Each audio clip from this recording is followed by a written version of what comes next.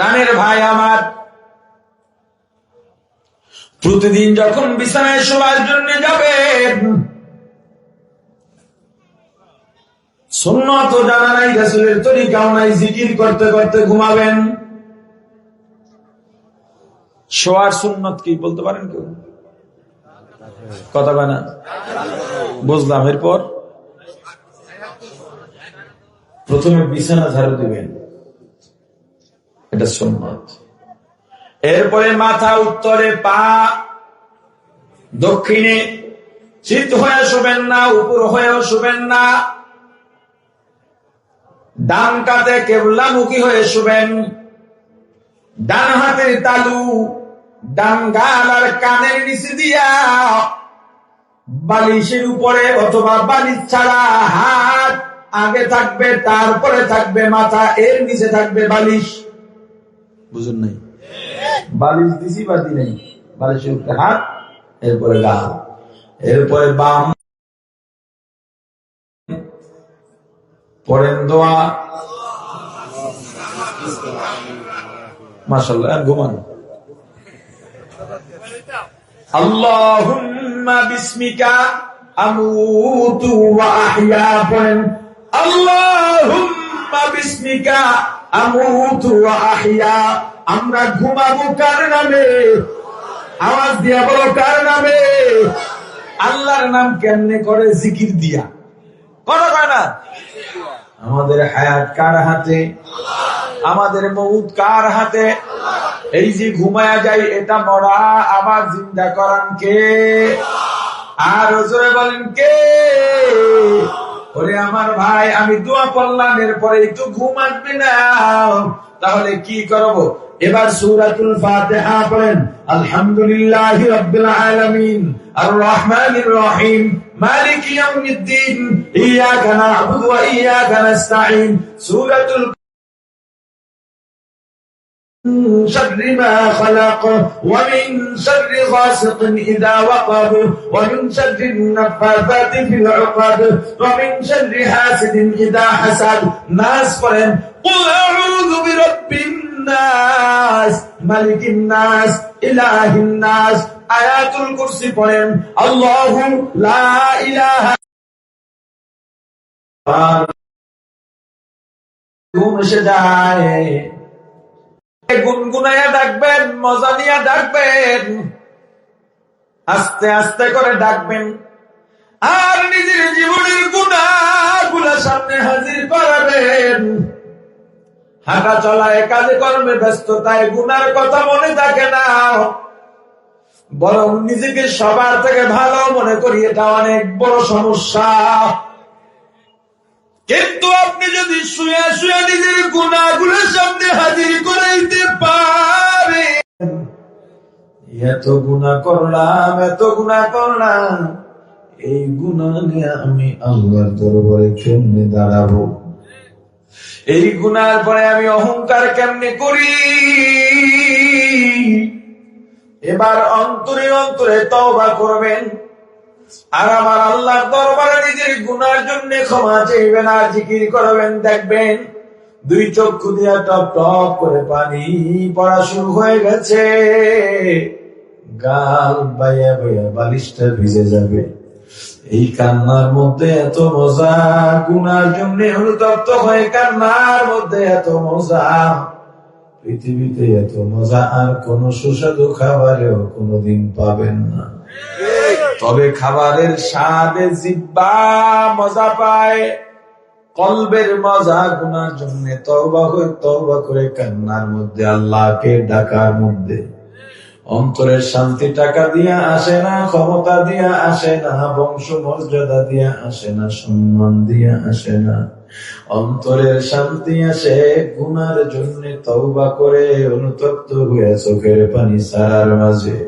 অন্তরের প্রশান্তি জিকিরের মাঝে, নামাজের মাঝে। ওরে আমার ভাই,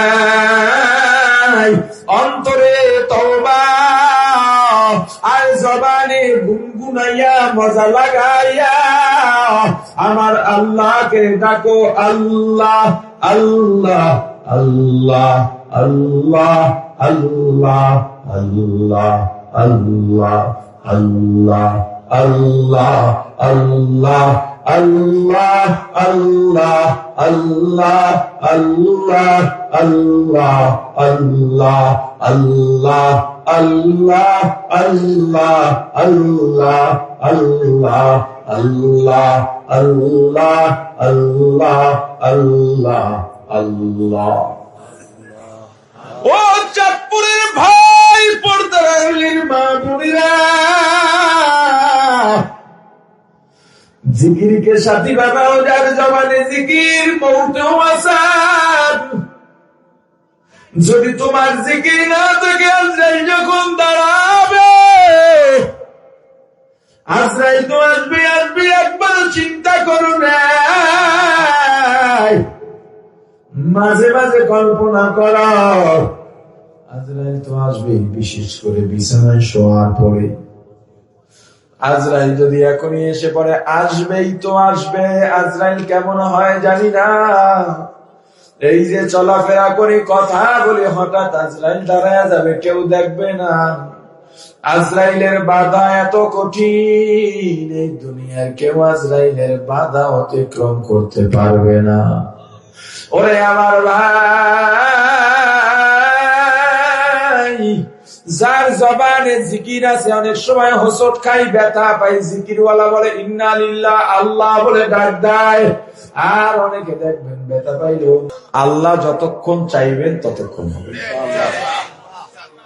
এবং আল্লাহ ততক্ষণ কথা বলাক যতক্ষণ কথার ভিতরে নূর থাকবে, কথার ভিতরে হেদায়াত থাকবে, এবং যতক্ষণ শোনার পরে আমরা আবার সুন্দরভাবে ফজর পড়তে পারবো।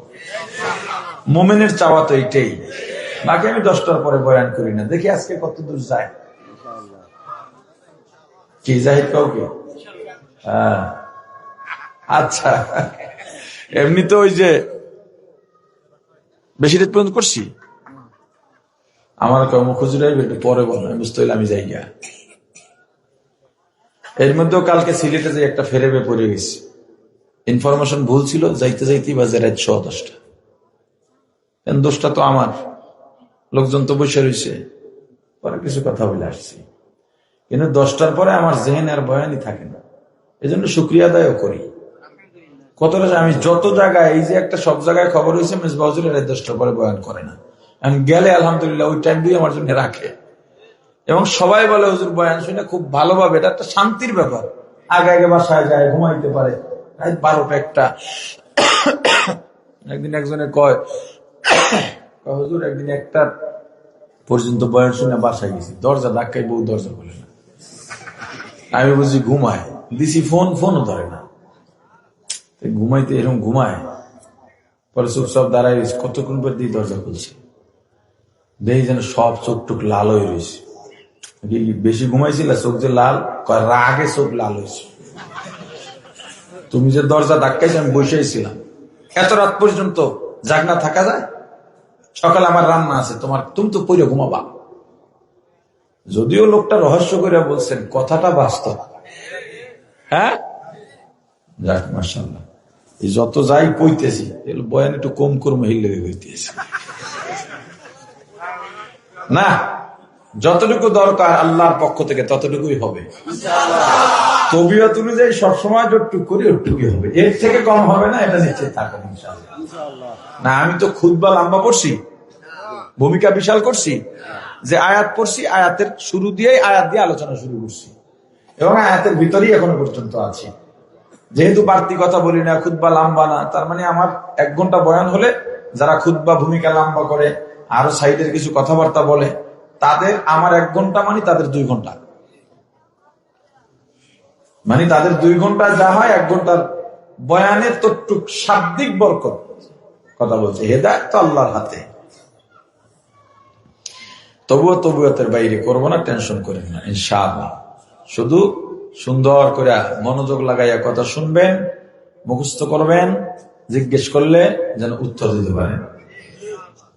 ইনশাআল্লাহ বলেন, আরো জোরে।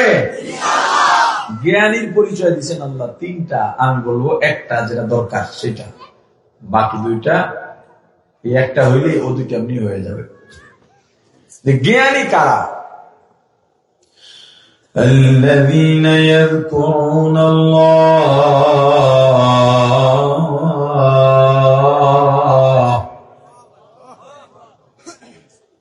قياما وقعودا وعلى جنوبهم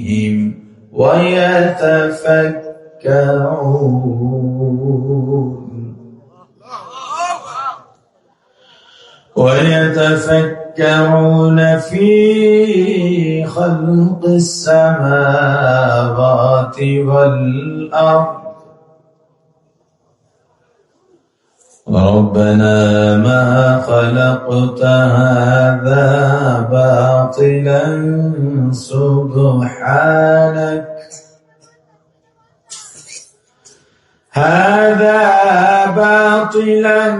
سبحانك فقنا عذاب النار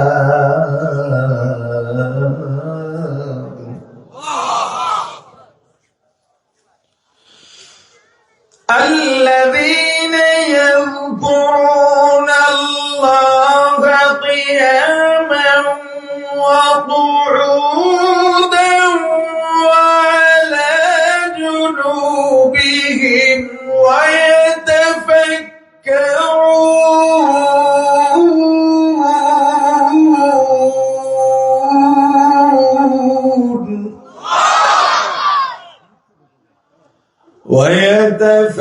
ويتفكرون في خلق السماوات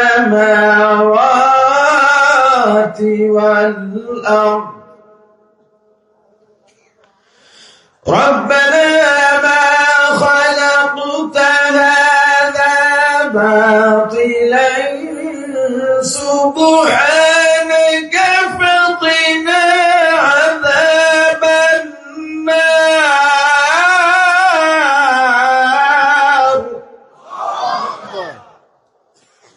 ربنا إنك من تدخل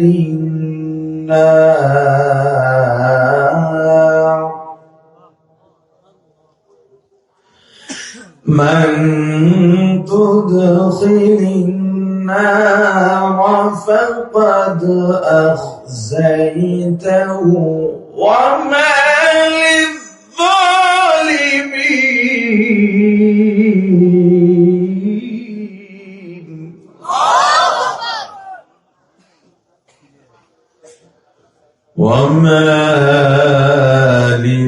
للظالمين من أنصار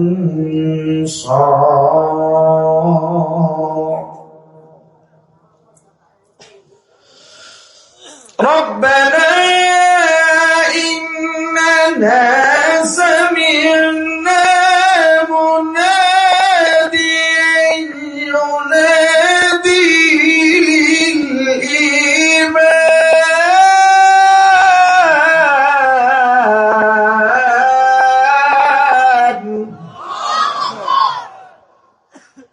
ينادي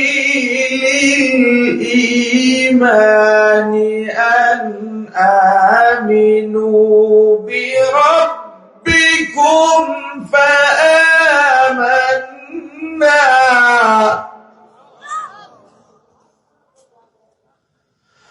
ربنا فاغفر لنا ذنوبنا وكفر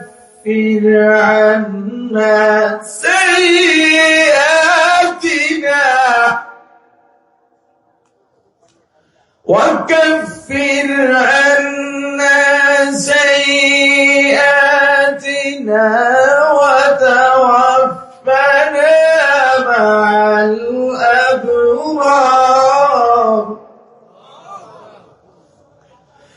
ربنا وآتنا ما وعدتنا على رسلك ولا تخزنا يوم القيامة ইন্নাকা লা তুখলিফুল মিআদ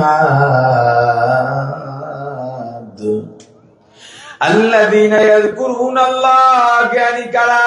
দেখো আল্লাহ কাদের বলেন।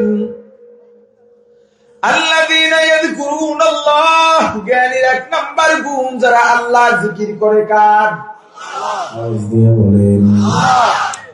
আল্লাহ জিকির কোন কোন সময় করবে? কিয়ামা, দাঁড়ানো অবস্থায়, কুউদা, বসা অবস্থায়, আলা জুনুবিহিম, শোয়া অবস্থায়। কয় অবস্থা বললেন? জোরে বলেন। 1 নাম্বার, 2 নাম্বার, 3 নাম্বার। মজার ব্যাপার, মানুষ এই 3 অবস্থার বাইরে থাকে না। হয়তো দাঁড়াইয়া, না হয় বসে, না হয় শুয়ে, হাঁটে, দাঁড়াইয়াই তো হাঁটে। তার মানে কি? কয় সময় জিকির করে? সব সময়। জ্ঞানী কারা? যারা সব সময় আল্লাহর জিকির করে। বলে না, বলে না। জ্ঞানী কারা? যারা সব সময় আল্লাহর জিকির করে। তুমি যত বড় জ্ঞানী সাজো, জিকির না থাকলে আল্লাহর কোরআনের কথা অনুযায়ী তুমি জ্ঞানী না। তুমি জ্ঞানী না। রিক্সাওয়ালা, তুমি রিক্সা চালাও। দোকানদার, তুমি দোকানদারি করো। কৃষক, তুমি কৃষি কাজ করো। জেলে, তুমি মাছ ধরতে যাও। দুনিয়ায় যত কাজ করি না কেন, হাত কাজে লাগে, পা কাজে লাগে, চোখও কাজে লাগে, কানও কাজে লাগে, জিহ্বা কোনো কাজে লাগে না। ও মুমিন, এই জিকিরের আওয়াজ যদি তোমার জন্য নাজিল হয়, তুমি যদি নিজেকে মুমিন দাবি করো, এখন থেকে তোমার ঘরে, বাইরে, দোকানে, কর্মস্থলে, সব জায়গায় হবে আমার আল্লাহর জিকির। লা ইলাহা ইল্লাল্লাহ, লা ইলাহা ইল্লাল্লাহ, লা ইলাহা ইল্লাল্লাহ, লা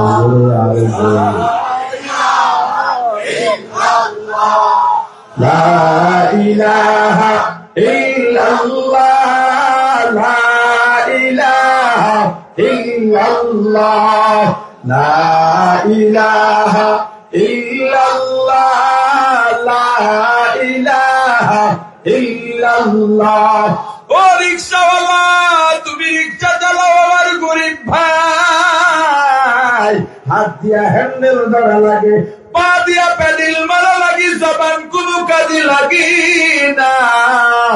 তোমার জবানে লা ইলাহা ইল্লাল্লাহ, লা ইলাহা ইল্লাল্লাহ, লা ইলাহা ইল্লাল্লাহ, লা ইলাহা ইল্লাল্লাহ। ও দোকানদার ভাই, তুমি দোকানদারি করো। ওই দোকানে মাপা লাগে, দোকানের মাল জিনিস সরান লাগে, ধরা লাগে। ও ভাই, তোমার জবান কোনো কাজে লাগে না। দোকানদারি করবা, হাতের কাজ হাত দিয়া করবা, পায়ের কাজ পা দিয়া করবা। জবানে থাকবে লা ইলাহা ইল্লাল্লাহ, লা ইলাহা ইল্লাল্লাহ, লা ইলাহা ইল্লাল্লাহ, লা ইলাহা ইল্লাল্লাহ, লা ইলাহা ইল্লাল্লাহ। ও মাঝি, তুমি নদীতে যাও, উজলে তুমি নদী সাগরে যাও। বইটা ধরা লাগে হাত দিয়া, নৌকার ধার পাওয়া লাগে হাত দিয়া। জবানে বেহুদা কথা বলো না, গালি দিও না, মিথ্যা বলো না। হাতের কাজ হাতে করবা, পায়ের কাজ পায়ে করবা। জবানে থাকবে লা ইলাহা ইল্লাল্লাহ, লা ইলাহা ইল্লাল্লাহ, লা ইলাহা ইল্লাল্লাহ লা ইলাহা ইল্লাল্লাহ লা ইলাহা ইল্লাল্লাহ। ও কৃষক, তুমি কৃষি কাজে যাও, গল্পে মজার দরকার নাই। ধান কাটো, বীজ রোপণ করো, সবজি পাড়ো, শাক কাটো, জবানে জিকির করো লা ইলাহা ইল্লাল্লাহ লা ইলাহা ইল্লাল্লাহ লা ইলাহা ইল্লাল্লাহ